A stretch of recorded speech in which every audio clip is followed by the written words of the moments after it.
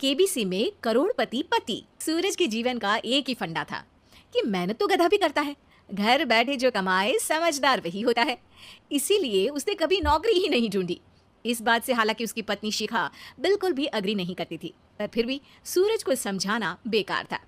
TV में कैसे बनोगे करोड़पति का ऐड देखकर उसे लगा कि बस अब तो घर बैठे ही वो करोड़पति बन सकता है, और उसके पीछे उसने अपने सारे सोर्सेस एक्टिव कर दिए।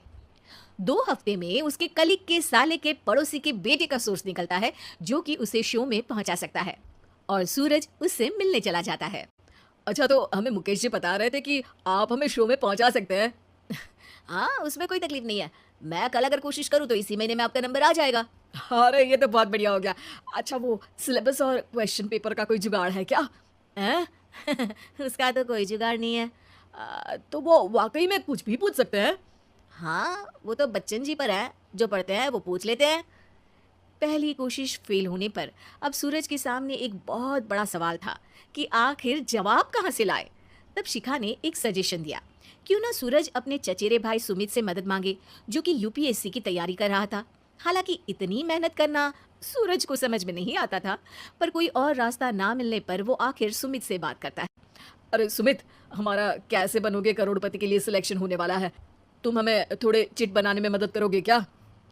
अरे भैया, चिट बनाए तो सालों हो गए, उसमें हमारा एक्सपर्टीज नहीं है, बल्कि आप बोलो तो हम आपकी पढ़ने में जरूर मदद कर सकते हैं। हट, कैसी अनाप शराब बातें कर रहा है तू। सूरज ने सुमित को मना तो कर दिया था, पर तैयारी करने के सिवाय कोई चारा उसे दिख भी नहीं रहा था, खासकर जब 12 के पेपर लीक करने के एक्सपर्ट शुक्ला जो भी हाथ जोड़ लेते हैं। आखिर सूरज को सुमित के पास जाना ही पड़ा, और उसने सुमित और शिखा से वादा किया कि वो बहुत मेहनत करेगा। 1 महीने की तैयारी के बाद फाइनल हुआ कि शो से 1 हफ्ते पहले एक ट्रायल खेला जाएगा, जहां पर सारे रिश्तेदार ऑडियंस की जगह पर होंगे और शिखा सवाल पूछेगी। दूर दराज से भी रिश्तेदार आकर हाजिर हो गए देखने कि आखिर कैसे बनेगा सुमित करोड़पति। सब कुछ सेट था, और इतने में सूरज आकर अपना स्पीच देता है। ये 1 महीना मेरे लिए आसान नहीं था, पर अपने भाई सुमित और अपनी पत्नी शिखा की मदद से मैं इतनी दूर पहुंच पाया हूँ। मेरे मम्मी पापा के आशीर्वाद ने भी बहुत साथ दिया है मेरा। मैं उम्मीद करता हूँ कि आज के शो में आप लोगों को बहुत मजा आएगा। साक्षी पहला सवाल पूछती है और पूरे कमरे में सन्नाटा छा जाता है। इंडिया में कितने स्टेट्स हैं? 3, सॉलिड, लिक्विड और गैस। अरे रुकिए, तो ऑप्शंस तो देने दीजिए। इतने में 5वीं कक्षा का चिंटू बोल उठता है। अरे क्या मामा, आप तो पहले सवाल पर ही आउट हो गए। अरे बेटा, पहला सवाल तो ट्रायल होता है ना। अरे तुम अब देखना। देखने जैसी बात तो थी ही। सूरज को इतना शांत किसी ने नहीं देखा था। कभी कभी तो लगता था मानो सूरज आंख खोलकर ही सो गया हो।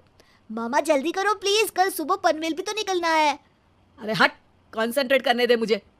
3 सवाल में 3 लाइफलाइन खत्म हो चुकी थी, और अब चौथे सवाल पर भी सूरज का मौन नहीं टूटा, पर सूरज अभी भी हार मानने को तैयार नहीं था। उधर हर कोई सूरज को छोड़ सुमित को देख रहे थे। आखिर सुमित ने ही तो पढ़ाया था सूरज को। गजब बेइज्जती है यार। अरे बेटा, तो बाप का, दादा का, भाई का, सबका नाम बुड़वाएगा। अरे 3 लाइफलाइन ले ली तो भी तेरा कुछ नहीं होना है। अरे कोई इतनी बात करता है क्या शो पर? अरे बेटा, शो पर तेरे जैसे भी तो नहीं आते ना। सूरज की ये जंग आखिर 1 घंटे बाद 5वें सवाल पर खत्म हो गई, जब उसने इंडिया के नेशनल बर्ड का नाम कहा, कौवा। अरे बेटा, मजा तो बहुत आया, बस थोड़ा टाइम पर खत्म होता तो आनंद भी आ जाता। ताने बारिश की बूंदों की तरह बरस रहे थे, और सूरज को भी समझ आ रहा था कि ये करोड़पति बनना शायद उसके बस के बाहर की बात है। पर वो आखिर ये बात मान कैसे लेता? वो सख्त लौंडा जो ठहरा, उसने सोचा कि बेइज्जती तो हो ही चुकी है, पर अगर मैं हार नहीं मानूं तो शायद कुछ हो सकता है। शिखा तुम देखना, असली शो में आग लगा दूंगा, आग, करोड़पति बनूंगा मैं। हाँ, सब्जियां खत्म हो गई है घर पे, ले आओ। पहले पति बन जाओ, फिर करोड़पति बनना। अरे गजब बेइज्जती है यार। बेटा, अभी तो घर पर ही हुई है, 1 हफ्ते में तो तुम देश के सामने करवा कर आओगे। वैसे जब टीवी पर जाओ ना, तो बस अपने मम्मी का ही नाम लेना, ठीक है? कोई पूछे तो बोलना कि पापा नहीं है मेरे। अरे पढ़ाई की, पेपर निकलवाए, इतने सारे लोगों को खाना खिलवाया, क्या फर्क पड़ा? इसीलिए मैं कहता हूँ कि मेहनत तो गधा भी करता है, घर बैठे जो कमाए वही सिकंदर। लेकिन मामा, गधे भी जानते हैं कि हमारा राष्ट्रीय पक्षी मोर है।